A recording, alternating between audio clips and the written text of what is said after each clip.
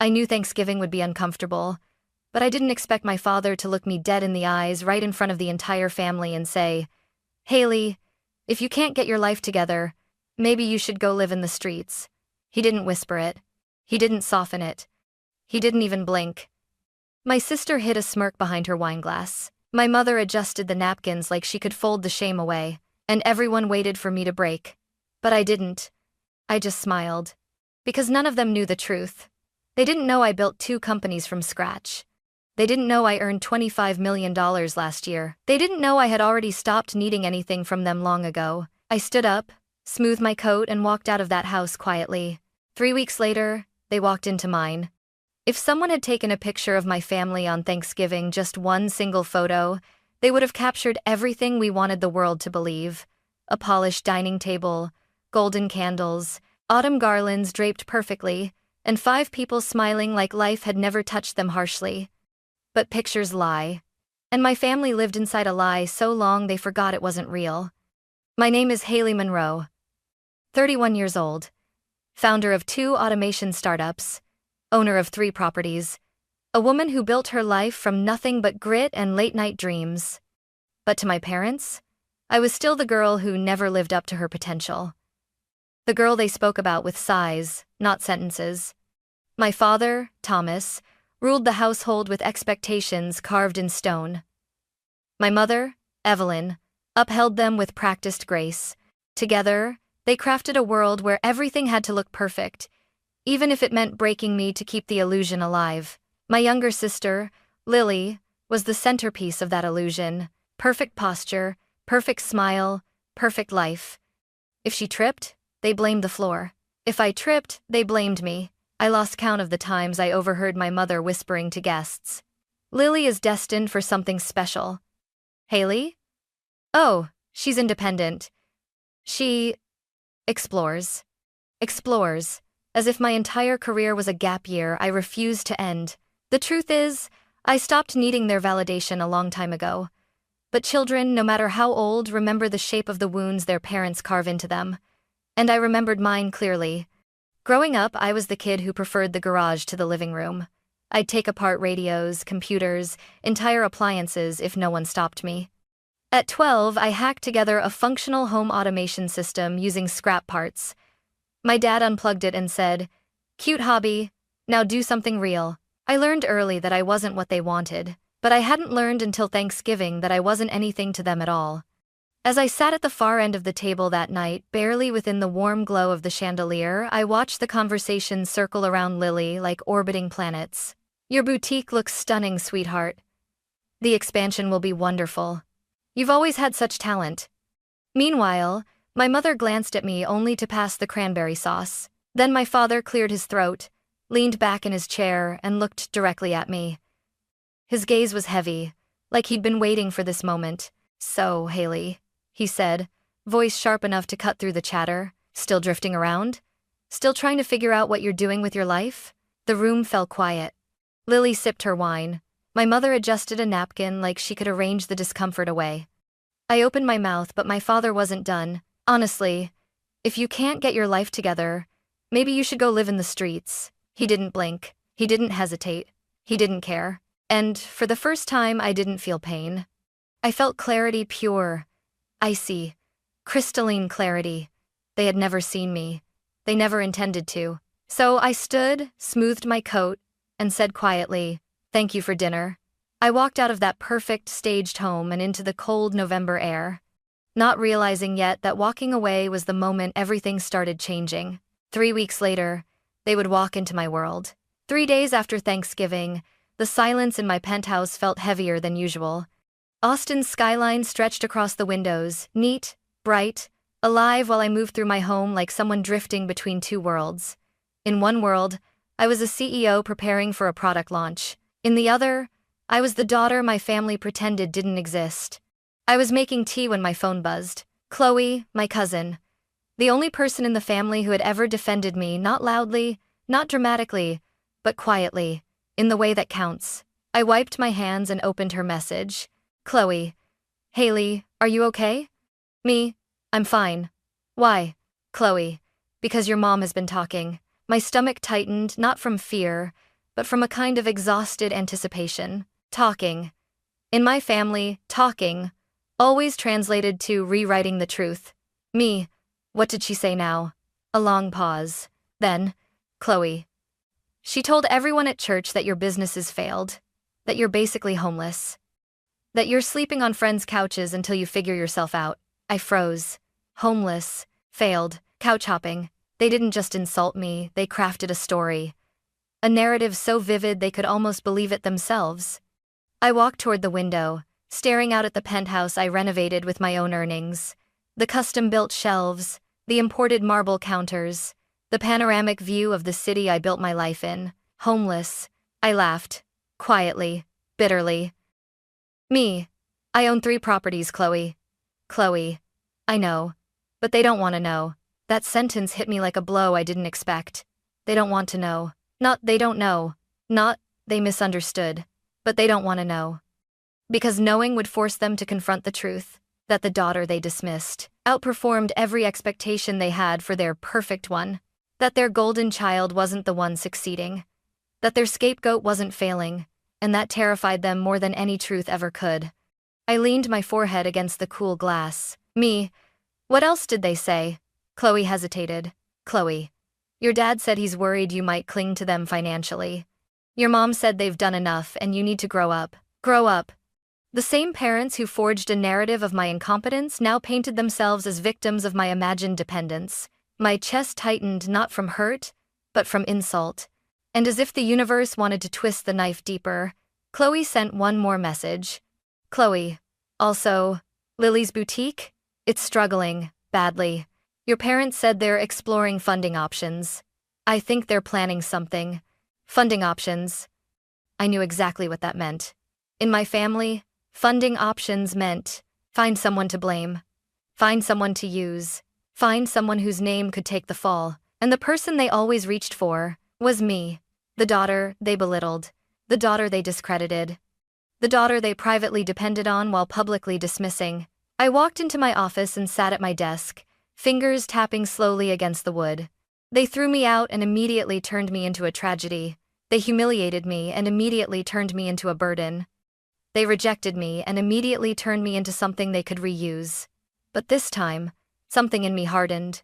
A decision formed not loud, not dramatic, but cold and sharp like a blade forged in quiet fire. They wanted a story where I was the failure. They wanted a myth where they were the heroes. They wanted a world where I stayed small. But myths collapse, and lies unravel.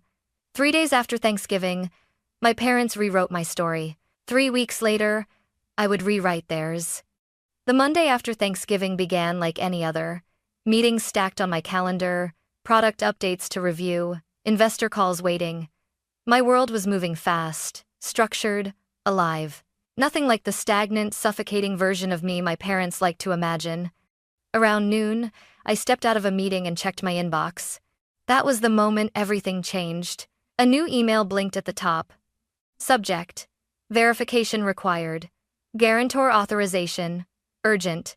From Sinclair and Weber Law Group. Guarantor? For what? Curiosity tugged at me, but when I clicked the message and saw the first line, the air left my lungs. This notice is to confirm your status as guarantor for the $480,000 renovation loan approved in 2021. I kept reading. Attached is the signed agreement, including your signature as financial guarantor. My signature. A cold whisper slid down my spine. I downloaded the file, opened the scan, zoomed in. There it was, Hailey Monroe, written in a shape that tried to mimic mine but missed the rhythm. The strokes were wrong. The curve of the Y, the slope of the M. Someone had studied my signature but didn't understand it. They didn't need to understand it. They just needed it to look believable. My hands went numb. It wasn't a mistake. It wasn't miscommunication. It wasn't oversight. It was forgery. By someone who had access to documents with my signature on record. Someone close. Someone who assumed I wouldn't fight back. I stared at the screen, pulse hammering, the taste of betrayal thick on my tongue. My parents wouldn't. Would they? No, actually. Yes. Yes, they would. They would absolutely use my name if it benefited Lily. I scrolled again. Use of funds, boutique expansion, Lily Monroe. The room spun for a moment. The boutique they bragged about. The boutique, they said Lily, built with her own talent. The boutique they used to praise her as the successful one was built on my name, my signature, my creditworthiness, without my knowledge, without my consent, without a single conversation. And now the loan was entering risk of default, meaning I would be legally pursued as the guarantor, meaning my assets could be targeted in recovery, meaning they had dragged me into a financial disaster. They architected and shielded Lily from responsibility entirely. I closed my laptop before I threw it. My breath came slow and deliberate. Not shaky, not panicked, controlled. Because this wasn't new. It was simply the first time I had proof. I dialed the number at the bottom of the email. A woman answered politely. I introduced myself. She confirmed the documents. Confirmed the signature on file. Confirmed the outstanding balance.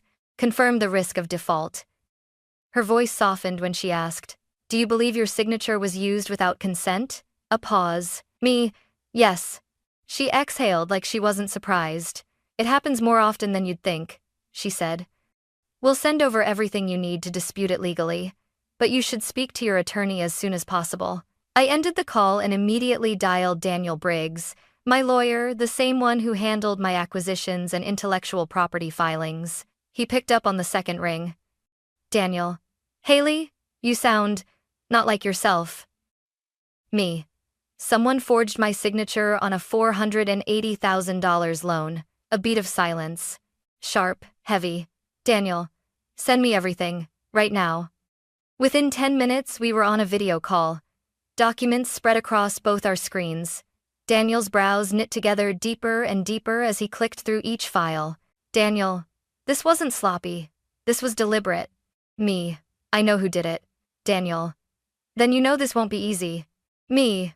I'm not looking for easy." He studied me for a long moment, long enough to see the resolve settling in my eyes.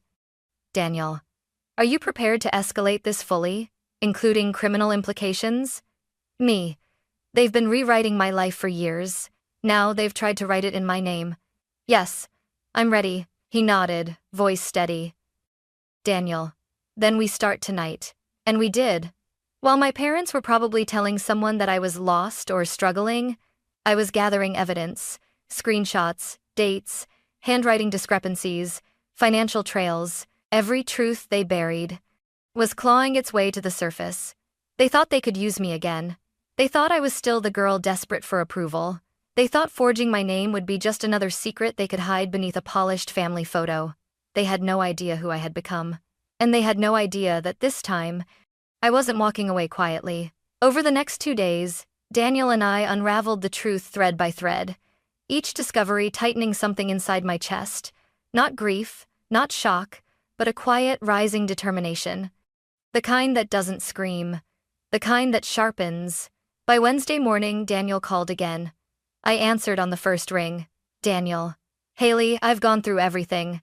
I need you to hear this clearly. What your parents did wasn't impulsive. It was coordinated." I didn't reply. I knew. "Daniel, the loan officers believed you had personally attended the signing. They were shown an ID. Someone practiced your signature. Someone rehearsed your mannerisms. This wasn't sloppy. They planned it." I closed my eyes, letting the truth settle not like a wound, but like armor. "Me. What happens now?" There was a long silence on his end. "Daniel, if the loan continues sliding, the lender will look for a financially stable guarantor to assume responsibility. If you take over the debt strategically, you can gain control of the asset tied to it." "Me. Control the boutique property?" "Daniel. Essentially, yes. Convert their manipulation into your leverage." I leaned back in my chair, the Austin skyline glowing behind me. My parents wanted me small. They wanted me powerless. They wanted me dependent. But their entire plan was built on one miscalculation. They thought I still needed them. "Me. What do you need from me?" "Daniel. Your decision." "Me. Do it." My voice didn't shake. It didn't rise. It settled, cold, certain. Because for the first time in my life, I wasn't playing defense. We began immediately. Daniel drafted formal letters challenging the signature, a legal request for authentication records, and a preliminary alert to the lender about potential fraud. But alongside that, quietly, Discreetly, we initiated the process to position me as the acquiring party when the loan inevitably defaulted. While my parents lived in denial, we worked with precision: financial analysis, ownership structures, future sales scenarios, lease term options, exit calculations.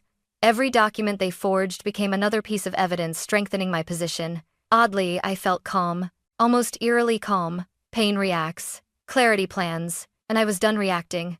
That night, while reviewing a spreadsheet of projected losses Lily's boutique had racked up, I caught myself whispering aloud, "You should have left me out of your mess." Because that was the truth. I hadn't asked for this. I hadn't sought revenge. I hadn't wanted anything from them, not money, not attention, not redemption.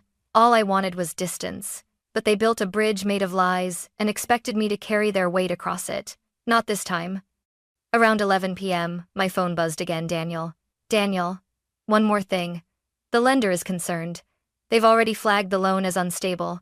It's slipping faster than expected. Meaning? Daniel, you could gain control sooner than we planned. I nodded, absorbing the shift. Good. The sooner this unravels, the better. He exhaled, maybe in relief, maybe in disbelief. Daniel, most people would be overwhelmed.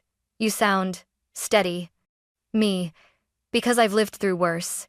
They just hit it better. He didn't argue. After we hung up, I didn't pace or cry or rage.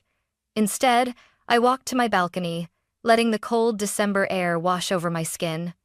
Below me, the city pulsed cars, lights, possibility. Far away, in the place that once felt like home, my parents were probably asleep, believing the world still worked in their favor. Believing Lily would be saved. Believing the consequences they kept dodging would never catch them. They had no idea the ground beneath them was already shifting. Because while they spent years insisting I was the unstable one, the failure, the disappointment, I had become the one thing they never prepared for. Independent, informed, and in control. And if they thought the humiliation at Thanksgiving was the end of the story, they were about to learn what happens when the daughter they dismissed stops shrinking and starts standing. 3 weeks after Thanksgiving, on a cold Friday morning, Daniel's name lit up my phone. I had been expecting the call, but when it finally came, the moment still felt heavier than I thought it would. I answered immediately. Daniel. Hailey, it's official. The loan has defaulted. His voice held a weight that made the world pause. You now legally control the debt and everything attached to it. Everything. The boutique property, its lease, its assets, its future. My parents had pushed me out of their home 3 weeks ago. Today, I owned the foundation of theirs. I sat down slowly, letting the reality wash over me, not like triumph, but like oxygen. Move forward with the acquisition. Daniel. No hesitation? None. We spent the next 4 days drafting every document we needed. The formal notice of default, the assumption of debt, proposed repayment terms, exit options, a structured rental agreement, contingencies for voluntary sale, asset transfer clauses. Nothing was vengeful. Nothing was emotional. Everything was legal, clean, procedural, because this wasn't about revenge. It was about boundaries my parents had crossed so many times they forgot they existed. On Tuesday night, we finalized the paperwork. On Wednesday morning, Daniel filed everything, and by Thursday afternoon, the lender confirmed the transfer. I was the sole party in control. The irony wasn't lost on me. The daughter they had humiliated, the daughter they spoke of with embarrassment, the daughter they insisted was lost, now held their financial future in her hands. But the universe wasn't done yet. That evening, around 6:30 p.m., my phone buzzed again, this time with a name I didn't expect. Evan, Lily's boyfriend. I hesitated before answering. We weren't close, but he always treated me with a respect no one else in my family managed. Evan, what's wrong? His voice came out tight, urgent. Evan. Hailey. I think your parents are in trouble. They got a notice from the lender this morning. They're panicking. Interesting. What did they think the notice meant? Evan. They believe the lender wants to negotiate before taking action. They think they still have time. They don't know it's you. A slow breath left my lungs. Of course they didn't know. My parents lived in a world where consequences belonged to other people. Me. How bad is it? Evan. Your mom is crying. Your dad is… quiet. Lily hasn't spoken all day. Hailey. They're terrified. Terrified. It wasn't joy I felt. Not satisfaction. Not gloating. Just inevitability. Me. Evan, listen carefully. Tell them to meet me at Willow Ridge Restaurant. Friday, 7 p.m. He swallowed audibly. Evan. They think the lender will be there. Me. Good. Let them believe that. Another pause. Evan. Hailey. Are you sure about this? Am I sure? 3 weeks ago, my father looked me in the eyes and told me to go live in the streets. 3 days later, they told people I was homeless. 2 years ago, they forged my signature. I was done feeling small. Done being rewritten. Done being useful only when they needed a shield. Me, I'm not trying to destroy them. I just won't let them destroy me. When the call ended, I stared at my reflection in the darkened window. My eyes didn't look angry. Or vengeful.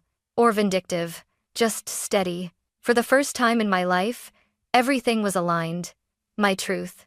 My power. My boundaries. My voice. Friday would not be revenge. It would be clarity. They had painted me as weak, helpless, unstable.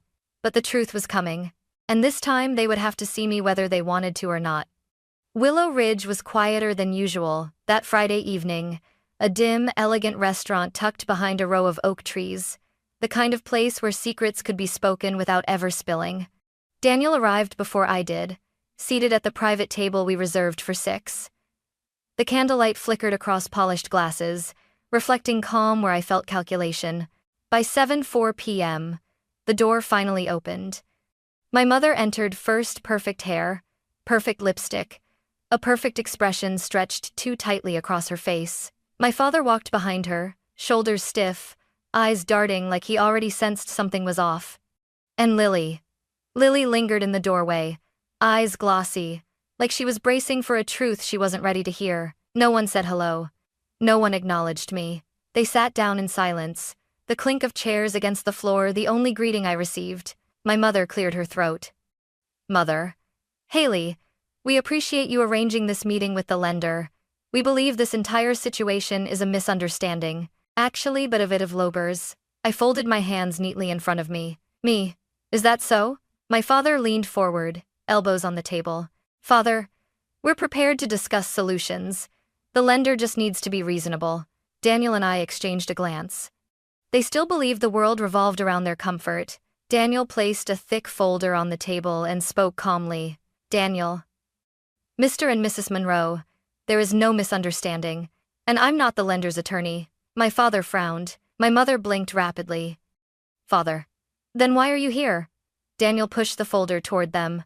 Daniel. Because Miss Monroe Hailey is the acquiring party. She now controls the debt and every asset tied to it. Silence. Total, breathless silence. Lily's breath hitched. My mother's hand flew to her mouth. My father went pale and ashen color I had never seen on him before. Father. You bought our loan? His voice cracked on the last word. Why would you do that? I met his gaze without blinking. Me. Because you put my name on it. My mother shook her head violently. Mother. Hailey, we only did it because Lily needed help. We thought you'd understand. My voice remained level. Me. Forging my signature is not help. Telling people I'm homeless is not concern. Humiliating me at Thanksgiving is not parenting. Lily suddenly slammed her palm on the table, her composure finally snapping. Lily. Why couldn't you just let it go? You have money. You don't need this. I turned to her slowly, studying the sister who had spent her life being protected from every consequence. Me. You're right. I don't need this.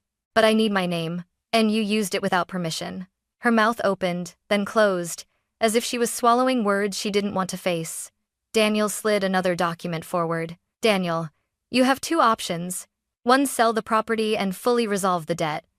2, Miss Monroe assumes ownership, and you may remain as tenants under a structured rental contract. My father stared at the papers, horrified. Father, we have to rent our own building? Me. It isn't your building. Not anymore.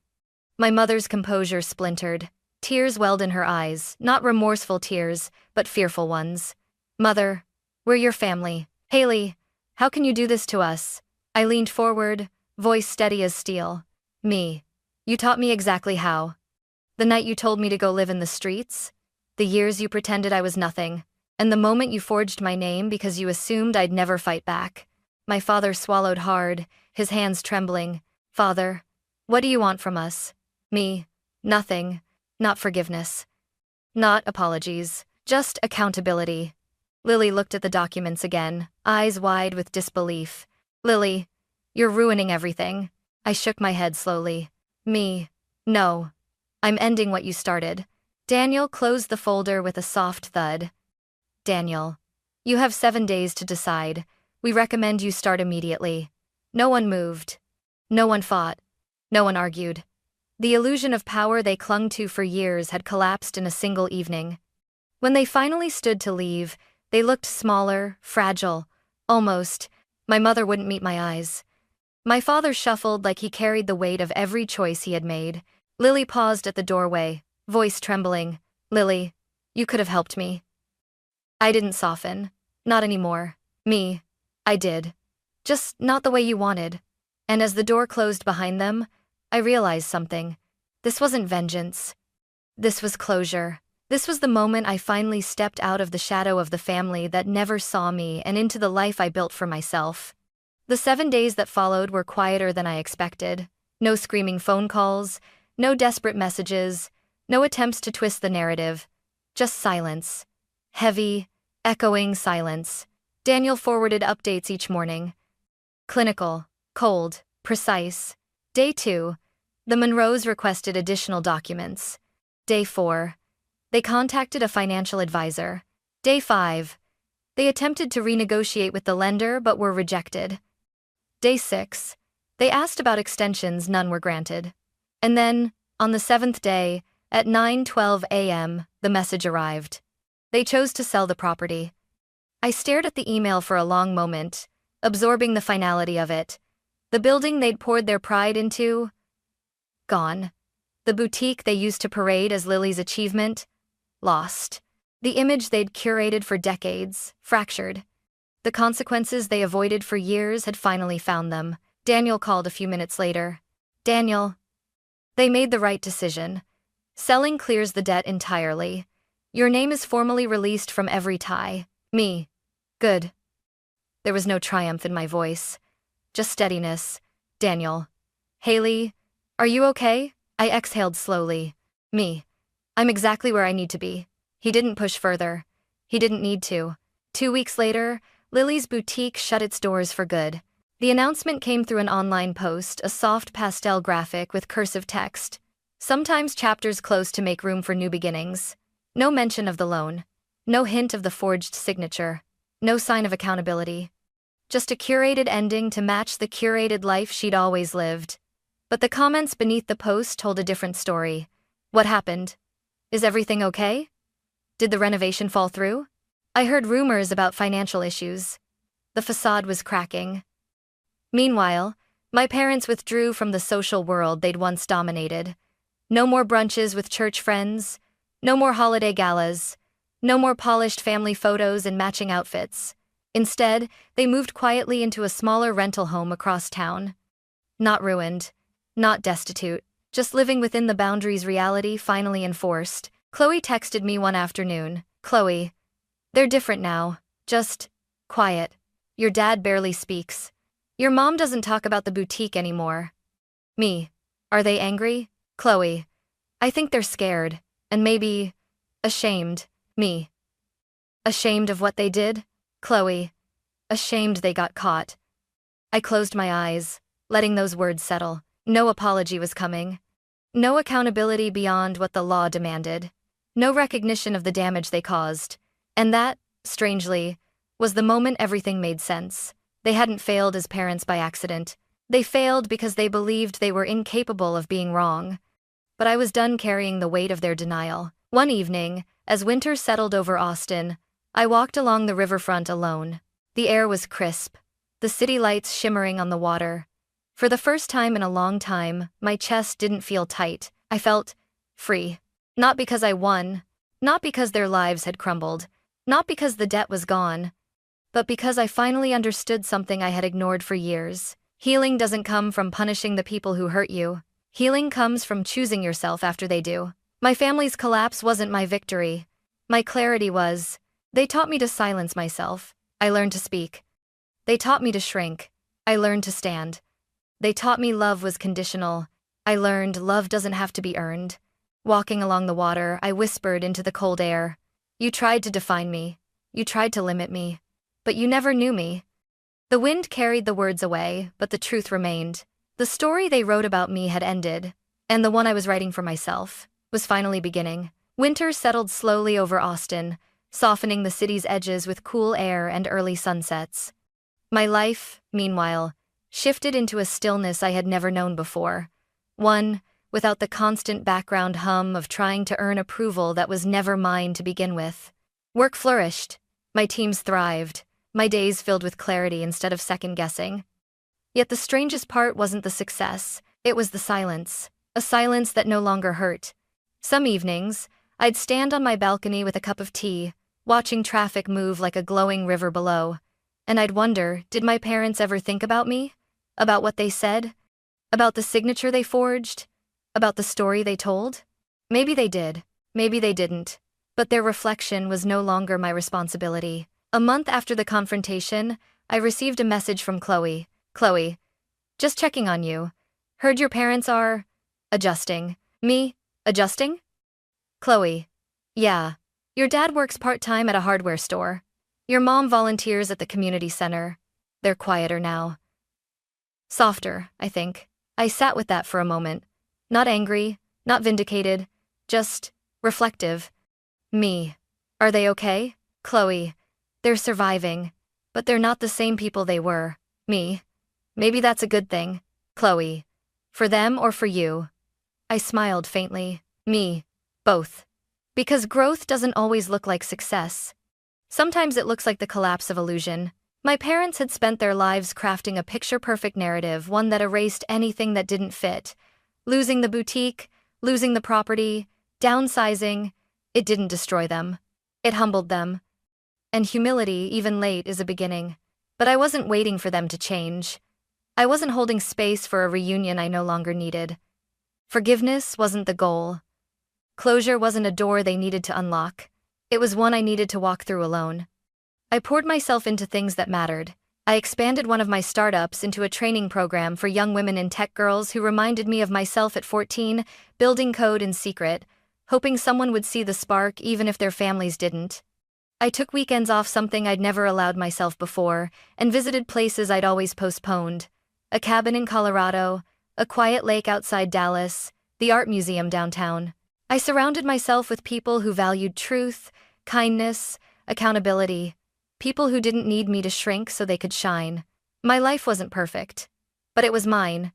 One night, sitting at my desk writing a proposal for a new AI tool, I paused and looked around my apartment. The plants I kept alive, the paintings I'd collected from local artists, the notes taped to my wall with ideas scribbled in messy cursive, and it hit me. This is the home I built. Not the one I fled, not the one that rejected me, the one I chose. My parents once told people I was homeless. In some ways, I had been, but not in the way they meant.